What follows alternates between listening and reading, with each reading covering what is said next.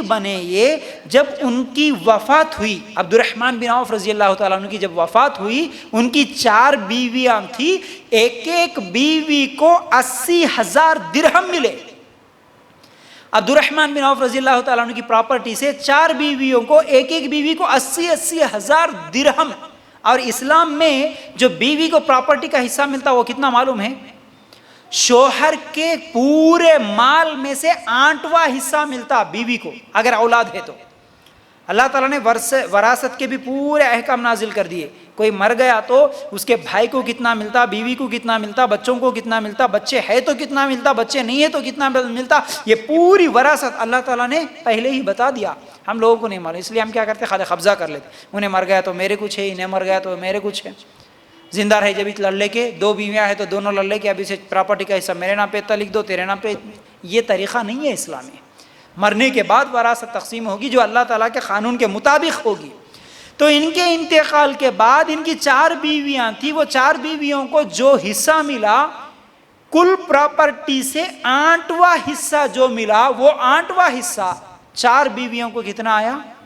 ایک ایک کو 80,000 درہم ملے. تو اس سے اگر حساب لگائے تو انتقال کے وقت ان کو پورا مال جو ان کا تھا 25 لاکھ درہم تھا. 25 لاکھ درہم. اس زمانے کے جو 25 لاکھ درہم کو آج کے زمانے کے جو کاؤنٹ کرنا ہے، اگر اس حساب میں اگر کاؤنٹ کرے، حساب کرے، 501 بلین ڈالر کی پراپرٹی تھی ان کے پاس. 501 بلین ڈالرز کی پراپرٹی عبد الرحمن بن عوف رضی اللہ تعالیٰ عنہ کی تھی. تو اسلام منع نہیں کرتا کمانے کے لیے. تجارت کرو، مال کماؤ، جماؤ، خرچ کرو، جتنا زیادہ امیر بننا چاہتے ہو بنو. اسلام منع نہیں کرتا، لیکن مال کا حق ادا کرو اور مال کے فتنے سے بچو، یہ اسلام کہتا ہے. جتنے امیر بننا بنو، لیکن مال کا حق ادا کرو. کیسے مال کا حق ادا کریں گے؟ اس مال سے جس کا حق بنتا اس کو دو. دعوت دین کے کام میں لگاؤ، غریبوں کو لگاؤ، یتیموں کو لگاؤ. زکوٰۃ نکالو ہر سال، مسلمانوں کی مدد کرو، غریبوں کی مدد کرو. یہ مال کے حقوق ہے. جہاں جہاں ضرورت پڑتی وہاں پر خرچ کرو. دبا کے ہی مت رکھو. مال کماؤ لیکن دوسری طرف خرچ بھی کرو. اور مال کے فتنے سے بچو. مال کمانے کی چکر میں اللہ کو بھول جانا یہ فتنہ ہے. مال کی چکر میں نمازیں چھوڑ دینا، پیسے کی چکر میں روزے چھوڑ دینا، پیسے زیادہ ہو گئے تو اسلام چھوڑ دینا، پیسے زیادہ ہو گئے تو فیشن پرستی کر لینا، پیسے زیادہ ہو گئے تو پردہ چھوڑ دینا. مال کی چکر میں پورے دین کو چھوڑ کے مالدار بن جانا، یہ مال کا فتنہ ہے. اس سے بچو. اس سے بچ کر جتنا کمانا ہے کما سکتے ہیں، یہ جائز ہے. اور جب ان کا انتقال ہوا تو ان کی پراپرٹی میں 1000 اونٹ بھی تھے، 3000 بکریاں بھی تھے، 100 گھوڑے بھی تھے. اللہ اکبر! اس زمانے میں 100 گھوڑے، 3000 بکری، 1000 اونٹ، کتنی بڑی بات ہے. تو بہرحال اسلام غریبوں کا ہی مذہب نہیں ہوتا. اسلام صرف فقیروں کا ہی مذہب نہیں ہوتا. مسلمان بولے تو ہمیشہ غریب، میلے کپڑوں میں، چھوٹے چھوٹے جھوپڑ پٹیوں میں رہنے والا نہیں ہوتا. اور اسلام مال کمانے سے منع بھی نہیں کرتا، روکتا نہیں. تو بہرحال یہ عبد الرحمن بن عوف رضی اللہ تعالیٰ عنہ اللہ کی راہ میں خرچ بھی اتنا زیادہ کرتے تھے. غزوہ تبوک کے موقع پر 4000 دینار صدقہ کرے.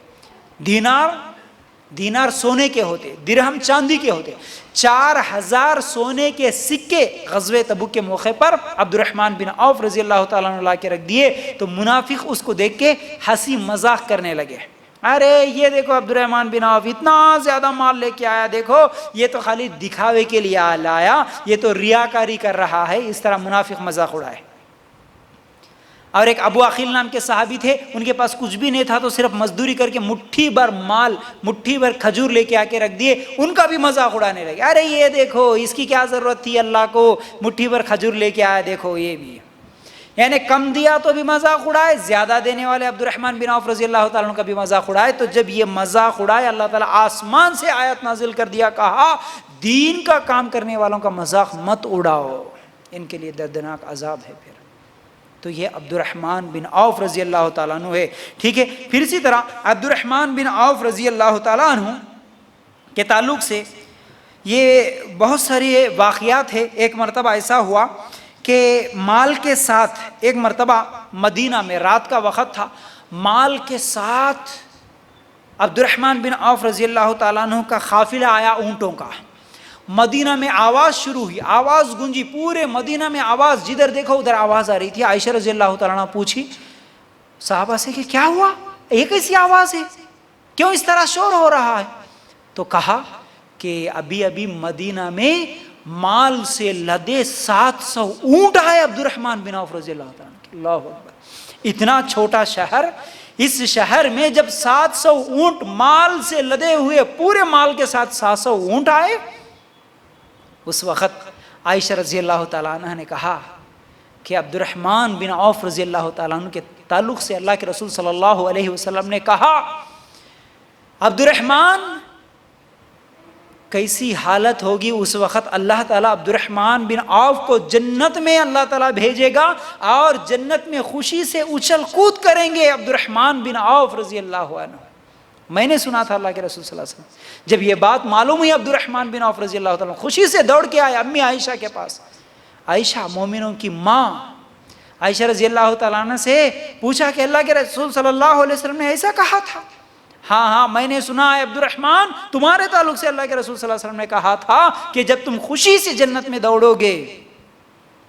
تو عبد الرحمن بن عوف رضی اللہ تعالیٰ نے کہا اتنی خوشخبری سننے کے بعد امی عائشہ رضی اللہ تعالیٰ عنہ، یہ خوشخبری میں نے سنا تمہاری زبان سے، تو اس خوشی میں وہ جو 700 اونٹ آئے مال سے لدے ہوئے، وہ سب میں مدینہ کے لوگوں پر خرچ کر رہا ہوں، صدقہ کر دے رہا ہوں، سب کے سب خرچ کر دی.